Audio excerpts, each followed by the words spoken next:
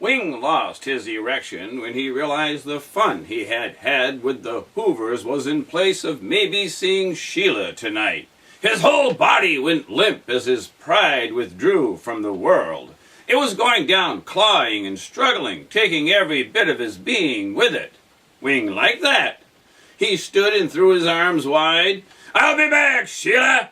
Then he gave rein to Lester and Earl until they approached a fork in the path with one trail going northwest and the other northeast.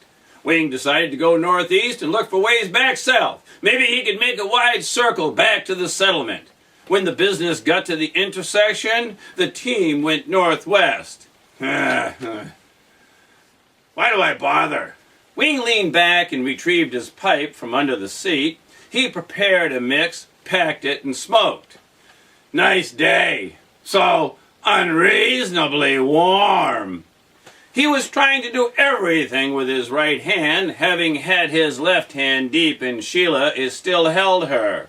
He wished he could have gone into his elbow. He'd be lapping his arm now and dragging it over his head like a cat cleaning itself. If he could have.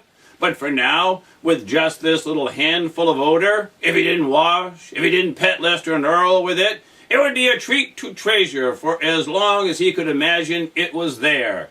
That hand with someone else's smell on it moved his fingers through his mustache and filled his face with dreams. Wing held his harmonica in that hand and placed the index finger on top of the instrument. As he played a slow song, his upper lip could taste Sheila.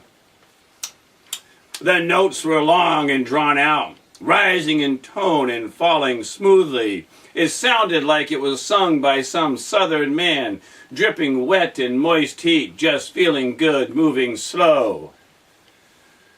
The summer heat was so hot that you could fry an egg on the sidewalk. Everyone struggled to breathe, prayed for a breeze. No one found it necessary to talk.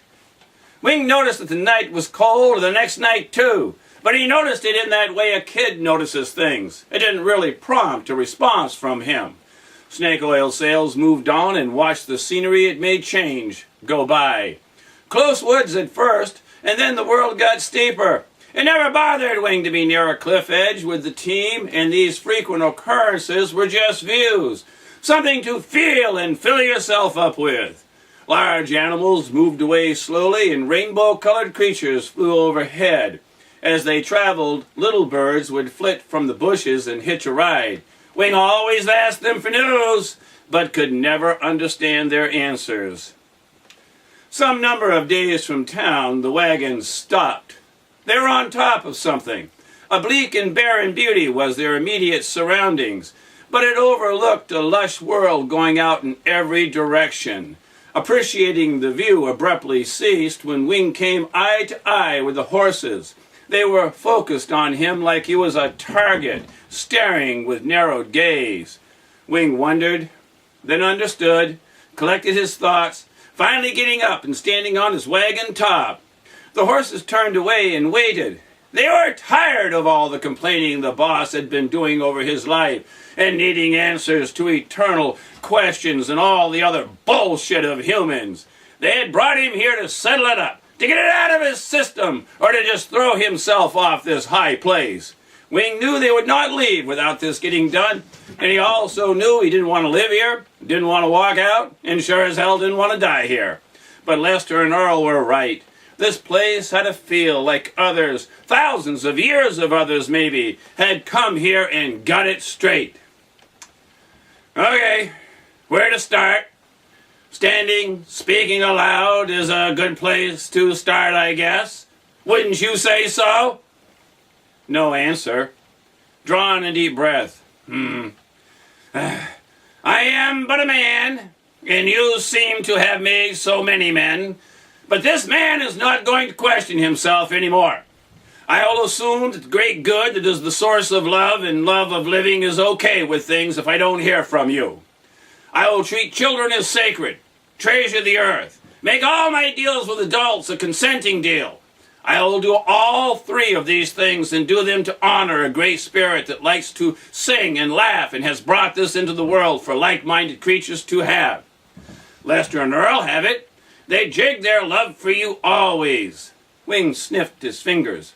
Oh yeah, oh, thank you for not just having men on Earth. That was pretty good the way it works out with men and women. Thank you for that, thank you. He waited. The sun left this ledge last. Wing had really felt what he said and didn't want just words here now. Lester and Earl had brought him here to this peak, knowing this place was sacred. Them, this high naked rock, a place with no green of its own, was part and parcel to the whole talk Wing was having. But somehow he felt empty, like he had just said words, and like any place could be called sacred. Next morning, Wing washed his perch, get the sun first. He could have figured that would happen, but why would he? At that moment, though, Wing realized his place in the world, that he had to let the dawn come by itself, and that all the atoms and the ants will go their own way. Now, this didn't make him feel sad or small. He was like every other thing standing in the middle of it all, and he realized for him it was the little things that made his life worth living. I mean, you gotta think, the next breath must be drawn very quickly, and the next meal eaten before too much time has passed. A person really can't stay awake too long before they're getting sleepy. And our heartbeats are just like seconds, you know, any one of them could be your last. And all those seconds, I pile them by the ton, never noticing them till old age they become. And now, yeah, I am an old man with both feet right on the earth. The eternal does move through me, and I don't know what it's worth, but I live daily. I like my love like the rising sun, the stars, and the moon. The next time can't come too soon. Wing put his fingers close to his nose again, and his hips moved in and out. He had that stiffness back.